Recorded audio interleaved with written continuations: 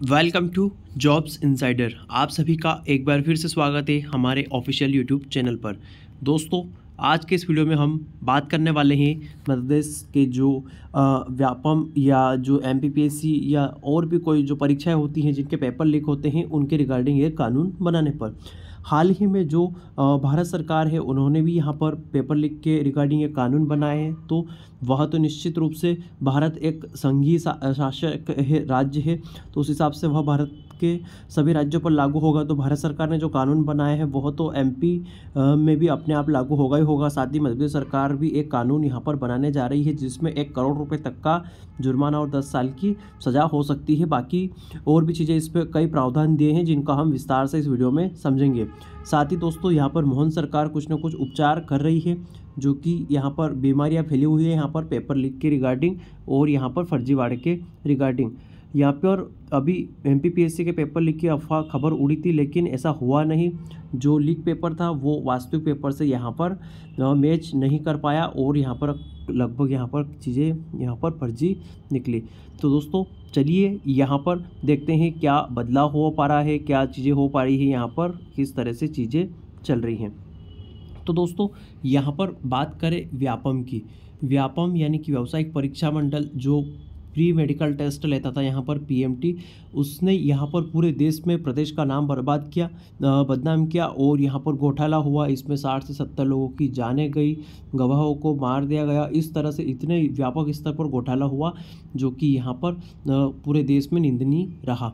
उसके बाद में यहाँ पर जो यही व्यापम है एमपी ईएसबी इसको बोलते हैं, यहाँ पर कृषि विस्तार अधिकारी की परीक्षा हुई जिसमें भी यहाँ पर घोटाला हुआ और इस परीक्षा को निरस्त करके फिर से कराना पड़ा। उसके बाद में दोस्तों यहाँ पर इसी व्यापम ने फिर से एक परीक्षा करवाई, पटवारी भर्ती परीक्षा, जिसमें बहुत बड़े लेवल पर स्कैम हुआ, बहुत आंदोलन हुए, जांच कमेटियाँ बैठी और यहाँ पर भी पूरे देश में यहाँ पर नाम खराब हुआ एमपी एम्प्लॉय सिलेक्शन बोर्ड की वजह से और पटवारी भर्ती परीक्षा की वजह से पूरे प्रदेश का।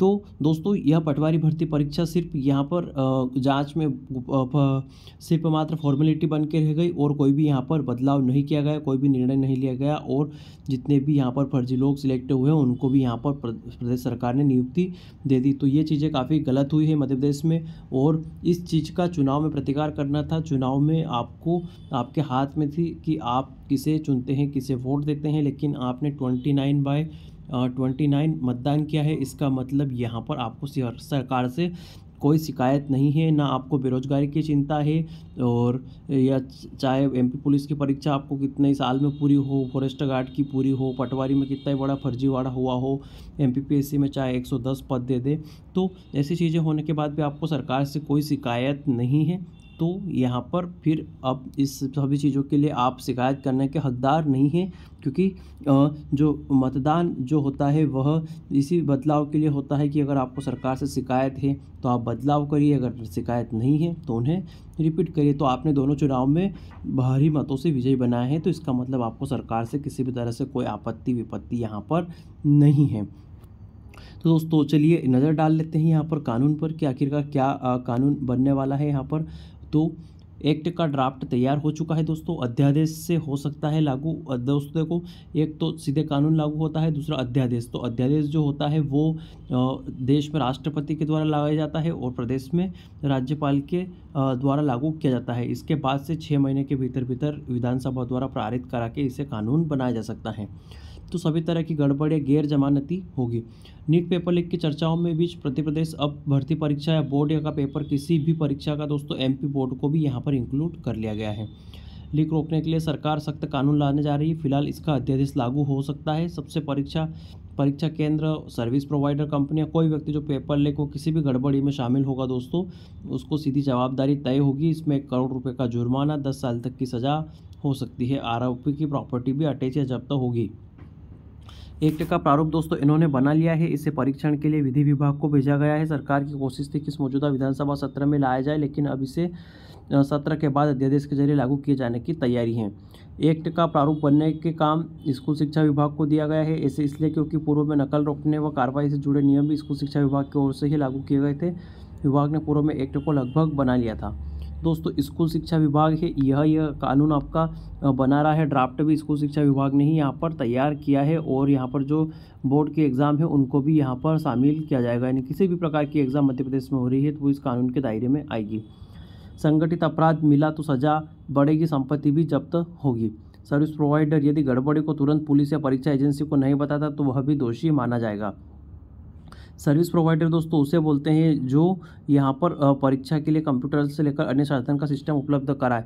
एक तो टाटा कंसल्टेंसी सर्विस जैसी कंपनी जो यहाँ पर, या एनएससी जो कंपनी होती है दोस्तों, NSCIT, ये जो कराते हैं दोस्तों एग्ज़ाम, ये भी सर्विस प्रोवाइडर माने जाएंगे। इसके अलावा सेंटर, एग्ज़ाम सेंटर, जो जिस सेंटर पर परीक्षा आयोजित हो रही है वह भी इसका दोषी पाया जाएगा। सर्विस प्रोवाइडर परीक्षा केंद्रों को स्वच्छता से नहीं बदल सकते, यदि ये गड़बड़ी पाए गए तो ब्लैकलिस्ट भी होंगे। परीक्षा में गड़बड़ी साबित हो जाए कि सर्विस प्रोवाइडर से जुड़ा व्यक्ति पदाधिकारी जिम्मेदार है तो उसे भी 10 साल तक सजा और 1 करोड़ का जुर्माना देना होगा।